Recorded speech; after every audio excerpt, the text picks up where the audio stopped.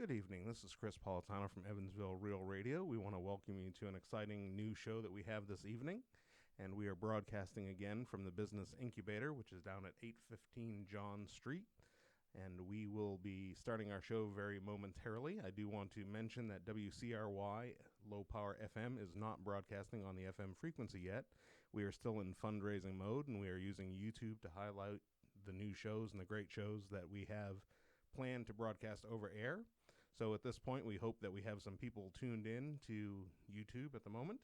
And we have tonight a show from Be Renewed, which is Bonnie Schnautz. Did I say that properly? Excellent. And we are going to get in and learn a little bit about how to fight cancer with a fork. And I am going to go without further ado and turn this over to Bonnie.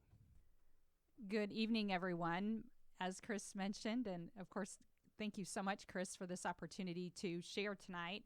I am a naturopathic practitioner, a digestive health specialist, and a holistic cancer educator, and the owner of the Be Renewed Wellness Center in Evansville, Indiana.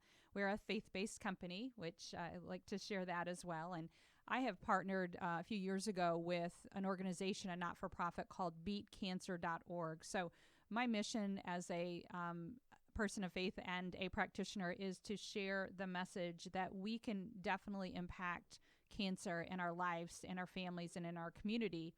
And I'm going to be sharing on how to do that. We really want to look at the two trends in the world, which are, number one, we have a high rate, increasingly every year and every moment of our environmental toxins. And we also have a second trend, which is a food quality issue, which is decreasing due to things such as pesticides, herbicides, genetically modified organisms, antibiotics, hormones, all the things that our foods are inundated with. I could go on and on, colors, etc. So these are all contributing to the high rates of cancer in our lives, in our community. And we truly believe that 90% of all cancers can be eliminated through environmental and lifestyle choices, and the science is there to back it. Only 5 to 10% of all cancer cases can be attributed to genetic defects, where the remaining 90 to 95% have their roots in an environment and or lifestyle. So of all cancer-related deaths, 25 to 30 are due to tobacco. As many as 30 to 35% are linked to diet, and 15 to 20% are due to some type of infection. The remaining percentage are due to other factors like radiation, stress, physical activity, environmental pollutants, etc. And according to the American Institute for Cancer Research, more than 120,000 cases of cancer each year are caused by obesity. 69% of Americans are overweight. And the average obesity rates in the U.S. are between 25 and 35%. And what we always say that most of us were not overweight, we're over toxic. So lifestyle keys to prevent cancer are these core 5, which are diet, detoxification, safe sunlight exposure, stress management, and some type of aerobic exercise. A cancer protective diet is key to prevent cancer, not just if you are in the throes of it. So really consider eating more primitive, I call it get back to the basics, and that's by eating plants, roots and fruits, greens and beans, seeds and weeds, some wild fish and game.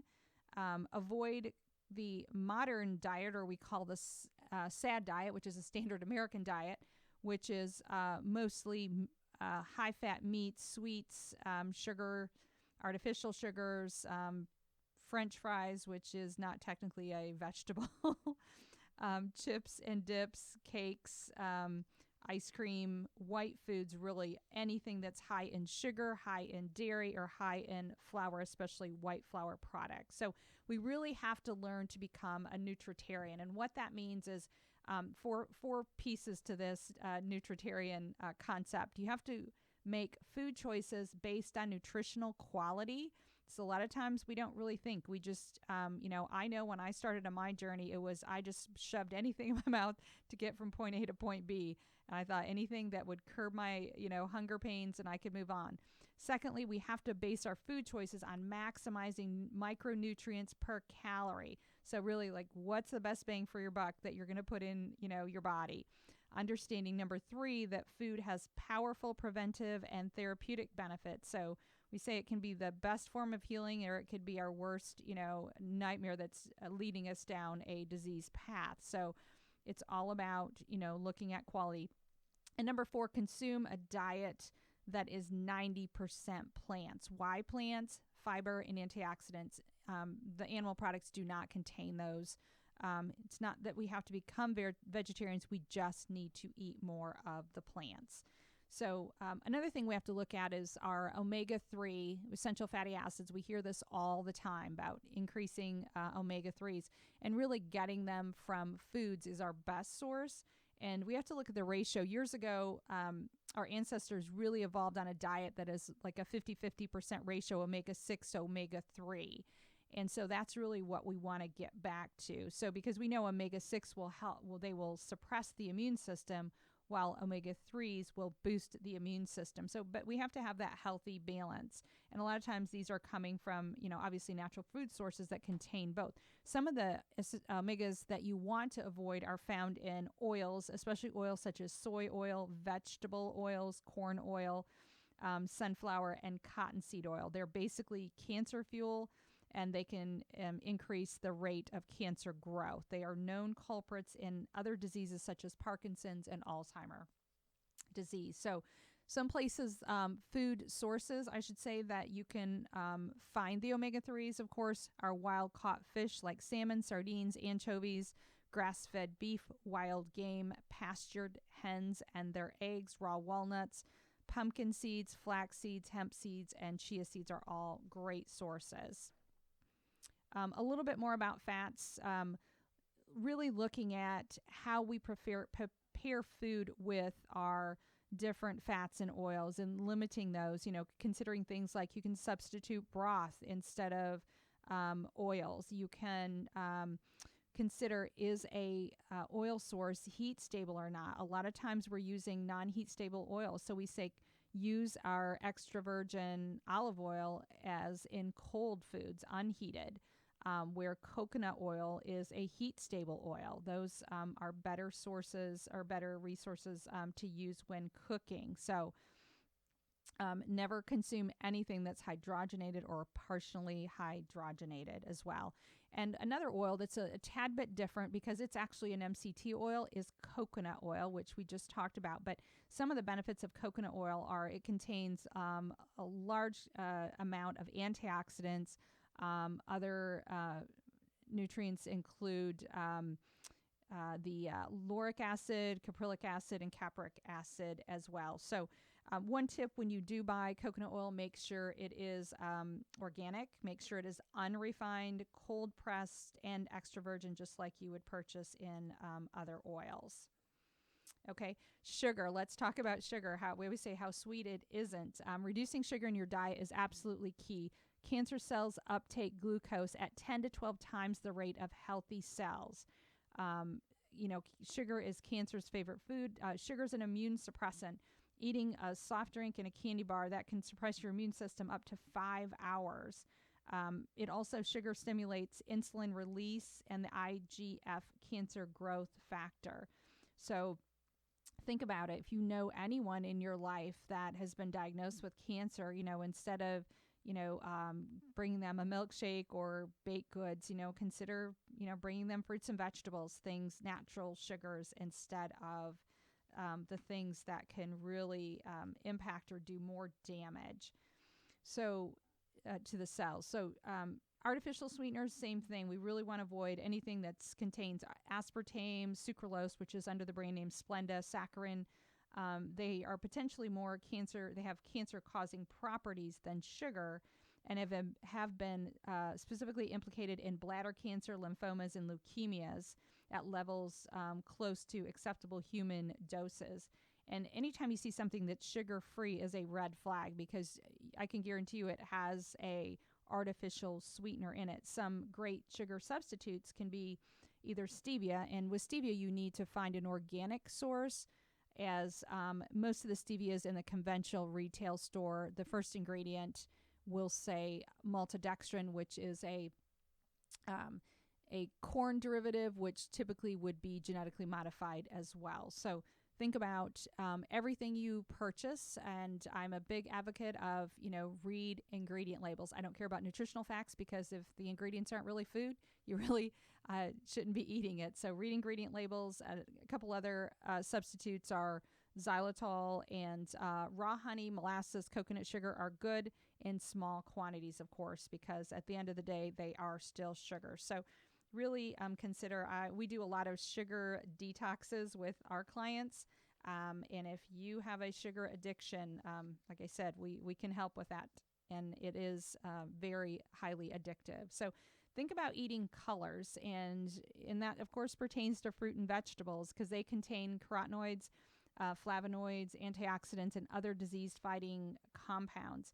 And you really cannot substitute a supplement that contains these, because I'm going to give you an example. If you take a beta carotene in the natural form from a carrot, what God provides, can fight cancer. If you put that in a synthetic form, it has been linked to contributing to cancer. So there's a good example why we eat the real food or food sources. Food-based supplements are great, whole food supplements are good and much better than synthetic supplements, of course. So there is a time and a place for those, absolutely. Plant chemicals, or what we call phytonutrients, fight cancer in many ways by reducing inflammation, boosting the immune system, eliminating carcinogens, regulating the rate at which your cells reproduce, and getting rid of old dead cells and repairing cellular DNA. So the goal is 13 servings of fruits and vegetables a day. And to most people, that sounds almost impossible. So one of the ways you can do that, I say it's easy, but it's not simple, or is it simple and not easy, is juicing. So if you look at the health benefits of juicing, it's going into your bloodstream, at a very high rate, and just can help with stress reduction and builds bones. You can just get a massive amount of food in a very small quantity. The challenge for most people, and I juiced for a while, but it's messy. It can be extremely expensive, and a lot of times the problems with the produce that we're purchasing in the store, if we're forced to buy, conventional in a conventional store, is that the products are picked probably green if they're, they're not supposed to be green, or if they're not typically green. So a lot of the produce is not allowed to vine ripen. When they vine ripen, you are receiving the maximum amount of nutrients from that food. So that is absolutely critical.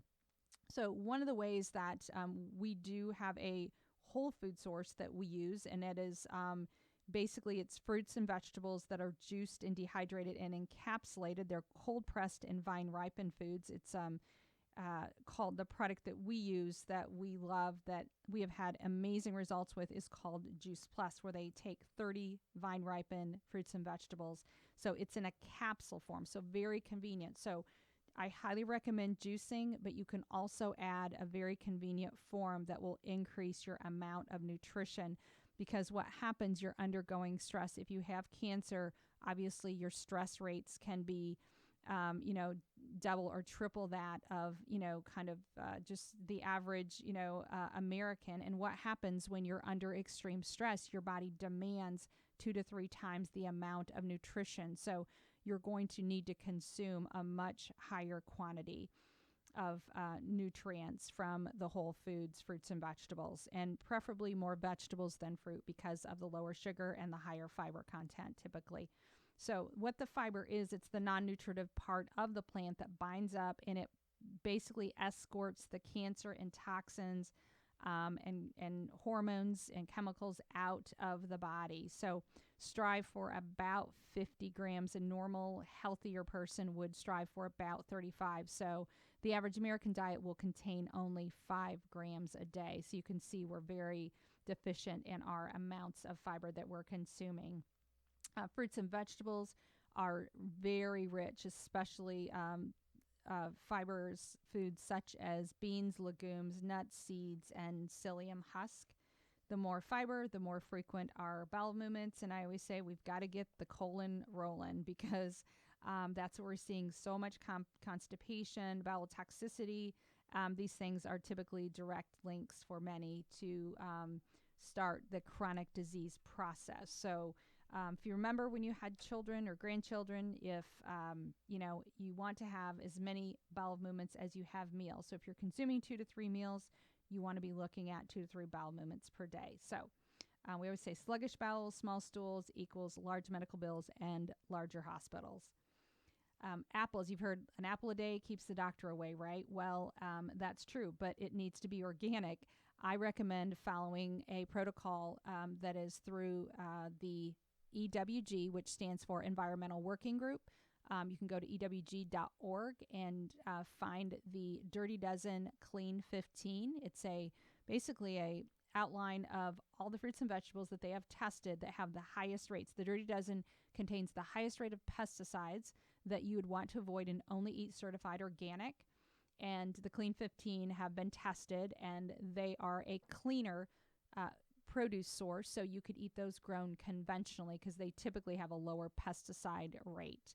So we even have little wallet cards that we make for our clients. If you'd like one, please stop by or give us a shout, and we'll stick one in the mail to you. They're very handy for perusing around the grocery store or dining out. The apple, so going back to the apple, it binds 20 times its weight in bowel toxin. So again, going back to that's why they say, an apple a day. It really is powerful, assuming you're eating it certified organic or grown organically. Okay, so the equivalent of one small apple can prevent 36,000 new cases of cancer diagnosis. And I've heard other statistics by other organizations that basically say consuming even 2 more fruits and vegetables a day can help prevent or reduce our rates of cancer. Okay, now we're going to talk about what's called the 80-20 rule. Okay, we can't be perfect, right? Some of you may be thinking, wow, how could I do all this? But I've never been diagnosed with cancer, thank God, literally. But I have, for the past 15 years, I have lived as on a mission to prevent disease and cancer, because I truly believe the body is a temple. So if we put the wholesome things in it and we do everything we can do, then at the end of the day, again, it impacts everything from brain function to our quality of life and how much we can give back to the community. So the 80-20 rule is, do your best 80% of the time, right? So start making those, we call it one simple change, every day, every week, try to incorporate, a newer healthy habit. As we look at food as it ranges from acidic to alkaline, fruits and vegetables are naturally alkaline. So we want to apply that same rule to fruits and vegetables that we follow an alkaline diet 80% of the time. Our intercellular pH needs to be alkaline to promote healing. That's why it's so crucial. So tumors in most disease thrive in acidity. So striving to eat only 20% of our diet from acidic sources and 80% from alkaline is key. And just to give you an example, what is raw vegetables are the most alkaline. What is the most acidic? Meat, fish, dairy, eggs, grains, sugar, and fat. Okay, so we have to have a balance. So what this does, increases energy, normalizes weight, and protects against disease. Also, you want to eat approximately 50 to 75 of your percent of diet raw, which means that could be grains or juices, vegetables, soaked nuts. The reason why we tell you to soak raw nuts because they digest much better once they've been sprouted. And it just helps. We have to support the digestive system. That is really the missing element, which we'll talk about here in a minute, how digestive enzymes are really key to health and prevention of disease. So something else you can cook is grains, but not microwaving. Microwaving is not a recommended source of cooking for even healthy people, much less people that do have cancer, because of the way it manipulates the food. And dehydrated foods can be good as well. Thermo cooking grains basically means you take a thermos. Remember the thermos? You probably have to dust it off, put some boiling water in there, throw your grains or your oats or whatever you're going to consume, and you can basically let it cook in your thermos without destroying the nutritional properties of it. So it's kind of a fun concept. As far as it pertains to oats, what I do is I soak them overnight in a plant-based milk like coconut or almond or cashew milk, and then just set them out at room temperature the next morning and basically eat them raw. So it softens them up and allows your body to assimilate them better.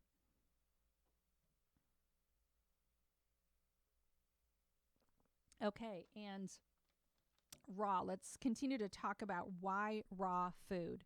Raw food, and I'm talking fruits and vegetables, preferably not meat, that a raw diet contains enzymes. What are enzymes? Enzymes are protein catalysts. They're the workers in the body. Okay, the other vitamins and minerals are not really the workers, but these enzymes are. And when we're born, we should have them in our body, but what we see over the course of consuming over-the-counter prescription medications, processed foods, alcohol, they are destroyed. Aspirin is probably the number one culprit from a over-the-counter that will destroy all enzymes as well. So we have to eat raw food, raw plants, to put those enzymes back in our body to start the digestive process. So food enzymes aid in absorption because, again, they can be damaged every time we cook our food over 96 degrees, which is everything.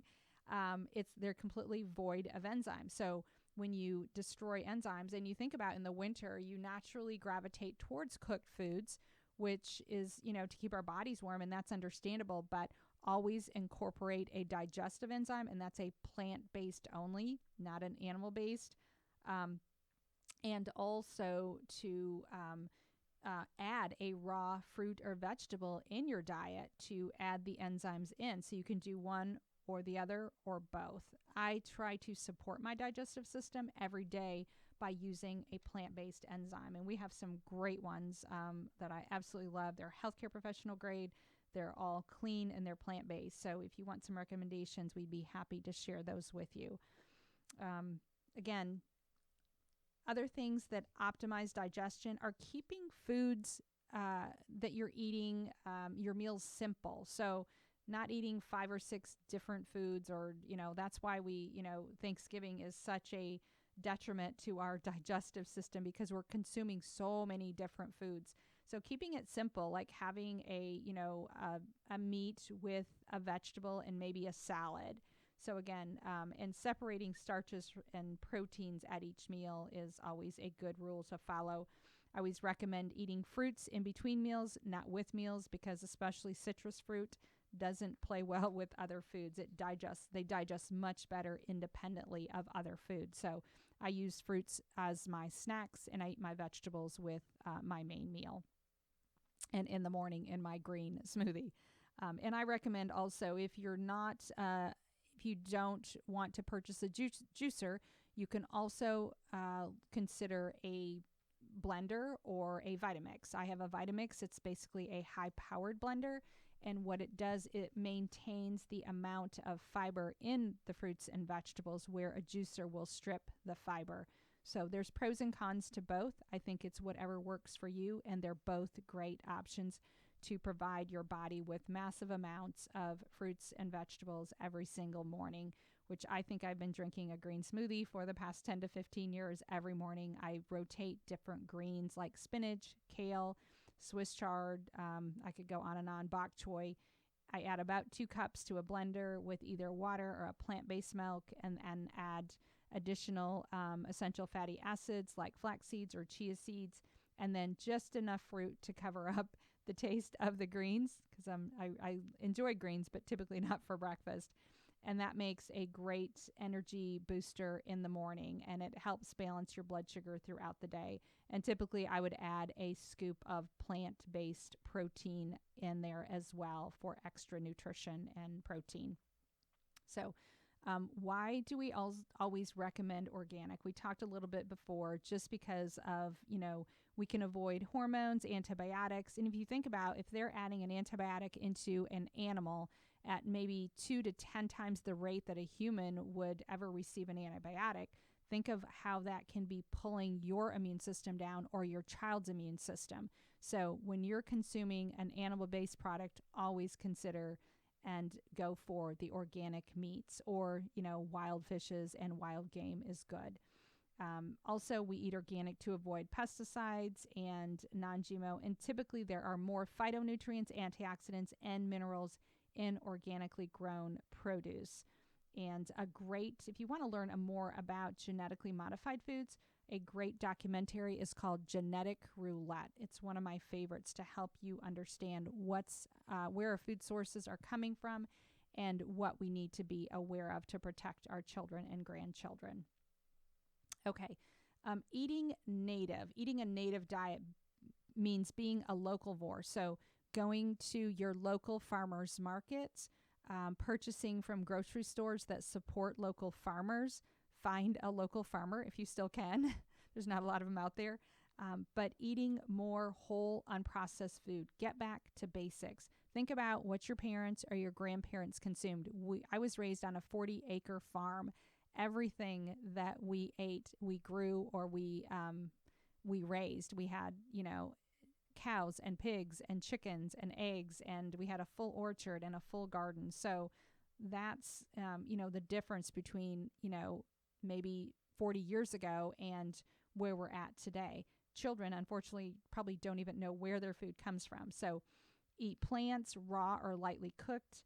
And one way that I have found, because obviously I live in the city now, we utilize a aeroponic growing system called the Tower Garden, where I can grow 20 different greens, herbs, and vegetables, as long as they're not root vegetables, basically in a 3 by 5 foot tower that I have actually growing in my office, or you can have it in your home. So there's different ways and lots of different new growing systems that you can utilize if you don't have access to whole foods or are in a climate where it's not conducive in the winter months to grow your own food.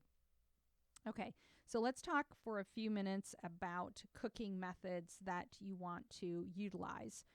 Stewing, baking, poaching, steaming, braising, those are all good cooking methods to utilize. Cooking methods that you want to avoid are the microwave, roasting, frying, and grilling. What I have done to substitute for a microwave at our office is that we use a toaster oven to heat, which is definitely safer than the microwave. And I'm going to share a few statistics on and information on microwaving. So what microwaving does, it changes the chemical bond and molecular structure of every food and beverage that you put in it. So it also creates immunosuppressive and carcinogenic compounds. It decreases nutritional value, which are vitamins, minerals, and other nutrients. It affects blood composition by decreasing hemoglobin, altering the HDL and LDL ratios, causing a short-term decrease in white blood cells and increasing leukocytes, which is an indication of poison and cell damage. So microwave impacts digestion, reproduction, immune, and nervous system disturbances. Okay, so we're getting really to the end here. I just want to cover a few basic anti-cancer foods. Foods that are in the, we call them the Allicin family, are garlics, leeks, scallions, and onions. And the lycopene category, which are tomatoes, beets, and watermelons. The chlorophyll are the green leafies. The cruciferous vegetables, which are the broccoli, the cauliflower, the Brussels sprouts, the kale. Berries, of course, green tea, but there's certain green teas, and if you want to find the perfect green tea for someone that does have cancer, to make sure they are utilizing the best source possible, you can go to beatcancer.org and find that great source of green tea. The name escapes me right now, but all green teas are not the same, and most of them do not have enough of the anti-cancer properties. This is the only tea that I've ever found that actually has been endorsed to help and provide the amount of, it's called the EGCGs that you need in that green tea. Flax seeds that are ground, of course, our body can't utilize them whole. Mushrooms, either maitake or shiitake. Resveratrol from grapes, preferably not wine because of the sugar. And fermented soy, miso, or tempeh are all great anti-cancer foods. So I hope that has given you some tools and resources to get you started or to help a loved one who is undergoing cancer. And again, I have partnered and I have been trained through beatcancer.org. They are a not-for-profit. They do provide great resources for you. We have resources here locally, of course, at the Be Renewed Wellness Center. We are located on North 1st Avenue. And we'd love to hear from you. If you'd like to email us, you can email us at gethealthy@berenewed.com. And we have lots of events coming up. If you check out our website at berenewed.com, there's no E in B, it's just B, the word renewed. We have our next event coming up on February 8th, and it is you're going to be able to sample some wonderful, healthy whole foods prepared by a local chef. So we're going to be allowing you to sample those and to help you understand that healthy does not have to taste bad. It actually does taste delicious. So thank you again for listening in this evening. And if we can help you in any way, please let us know. And God bless and good night. Thank you all for tuning in to the first show of the Be Renewed on Evansville Real Radio. We do hope that you found that informative. I know that I did and learned a lot, except for I think that maybe we shouldn't include those grapes with the wine thing just because, you know, it's wine. We like wine. Wine's nice, but not all the time. Must moderate these things. Watch out for those simple sugars. I just learned that this evening. So I do know that there was a little bit of trouble with the stream, and I hope that it was coming through. It looked like it was going out fine from our end. If you have any questions for Bonnie, you can contact her at the email that she gave, or you can contact us at Evansville Real Radio by going to evansvillefm.org, or you could email me at chrispolitano@gmail.com. So we are thankful that you all tuned in. We are trying again to establish a low-power FM radio station here in Evansville. And part of what we are trying to do by doing that is to promote localism. So Bonnie was talking about local foods and locally sourced produce, and that being organic and that being healthier. And that's also true for the local economy. When you shop local, you help the local economy. You kind of help your friends and family to be able to have more opportunities here locally. And that is the whole idea of starting a low-power FM radio station. It would be locally owned and run, and we are looking for people who want to do shows. So if you have an idea for a show, please feel free to contact us about that as well. And please do look for our schedule. We are going to publish that on Facebook as well as on the evansvillefm.org website. And you can look forward to more shows from Bonnie as well as shows from other people. And we do, again, just thank you for tuning in. We are also trying to raise funds to establish so that we can broadcast over air on a certain frequency, which will probably no longer be 102.5 because we just found out that somebody else has obtained that frequency and squeezed us out. And so goes corporate radio. So again, we want to promote that localism.